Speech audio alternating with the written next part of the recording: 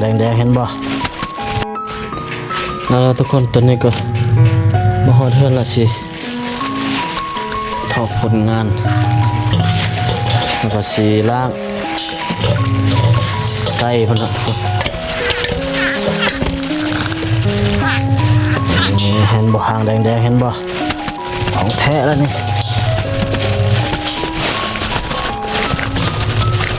ออกมาโอ้ข้างงามเงี้ยงมา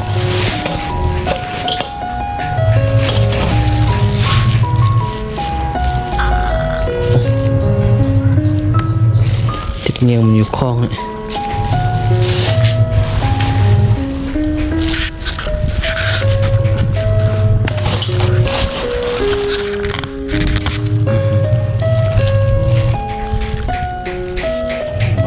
จกออกมาทุกคนเงือกหัวนี่เขาเรียกว่าเงือกแค่บ่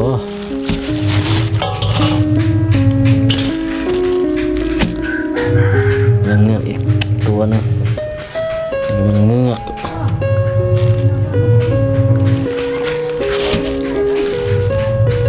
แล้วทุกคนมาฮอดบ้านแล้วก็บุมีอย่างไรกันสิใจใส่ขี้ปลาเนาะทุกคน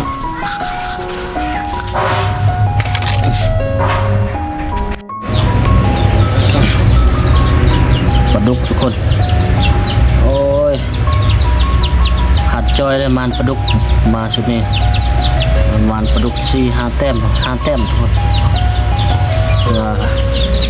ข้าพเจ้าโบทึกจักแต้มโบลึงน้ำได้แล้วทุกคนเพราะว่าน้ำมันไม่เคยไปบ่ฮู้ว่าเขตใดมีปลาเนาะเขตใดมีเขตใดบ่มีครับเจ้าก็ยังบ่ฮู้เนาะมาครั้งแรกผมสหายจอยเนาะ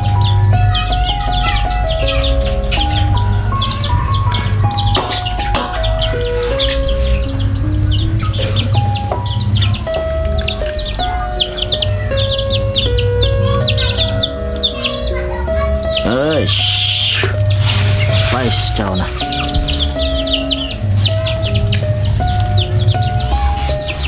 นี่ฮะนี่ก็มันปลาขาวทุกคนโอ้ได้จักแต้มเลย3เลยเนี่ยปลาเนี่ยละบ่ชื่อซื่อเลย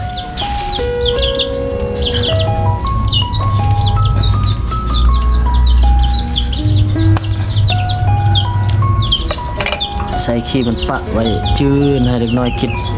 ให้ลูกกินแล้วก็ป้อนเด็กน้อยจึงป้อนเข้าลูกนี่แหละทุกคนอยู่บ้านกันประมาณนี้แหละชอบอยู่หากินชอบอยู่หากินกับบุมีนะครบเนี่ยกินอีลีทุกคนแกชอบไว้ตุนไว้ประหยัดเศรษฐกิจอยู่บ้านเนี่ยโอ้ถ้าบ่มาซอกอยู่หากินอันนี้ก็อยู่บ่ได้ละอยู่ยากทุกคนยามนี้นะเขายากมากแพงแล้วก็ขาดเคินเงินคำแก้วอีลี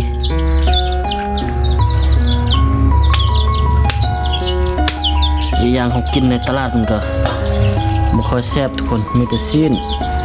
เนื้อหมูกับเนื้อปลานิ่นหรือว่าปลาคือปลาโมคางดำนั่นแหละปลานิ่นปลาดุกก็มีแต่ว่ามันบ่แซ่บคือเฮามาซอกนี่ทุกคนเนื้องัวเนื้อควายก็ราคาก็แพงสูงกินดำคาบ2 คาบก็เบื่อละทุกคนบ่คือเฮามาซอกอยู่หากินปลาธรรมชาติกินอาหารธรรมชาตินี่มันจะแซ่บกว่านะกินบ่มีเบื่อทุกคน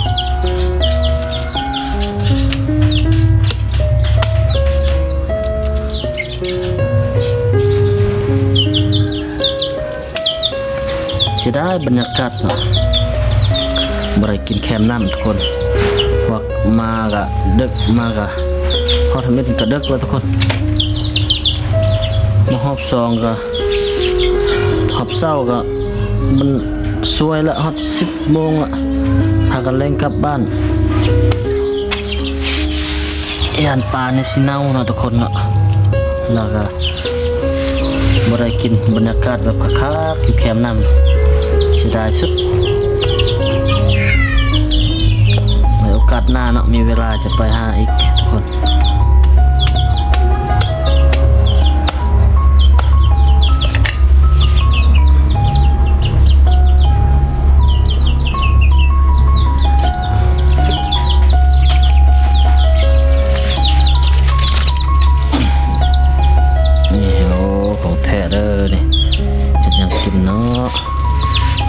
ปอนลูกนะกุมอยู่ได้ทุกคนกุมคาบลูกเต้าอยู่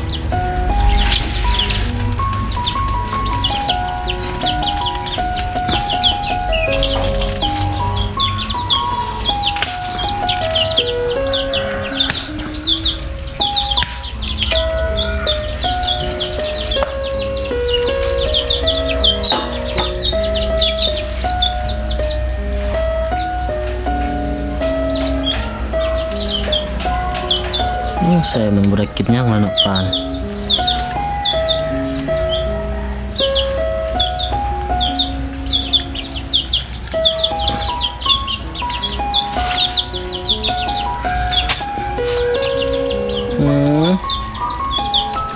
นางเขียวมาแล้วนางเขียว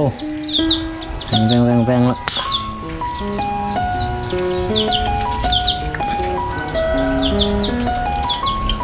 ต้มส้มแม่ทุกคน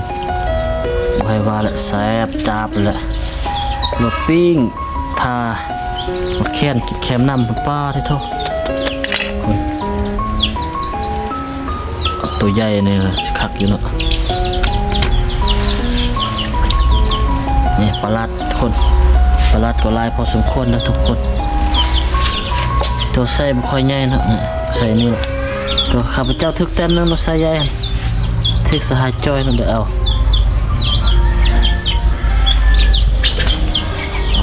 ออกไป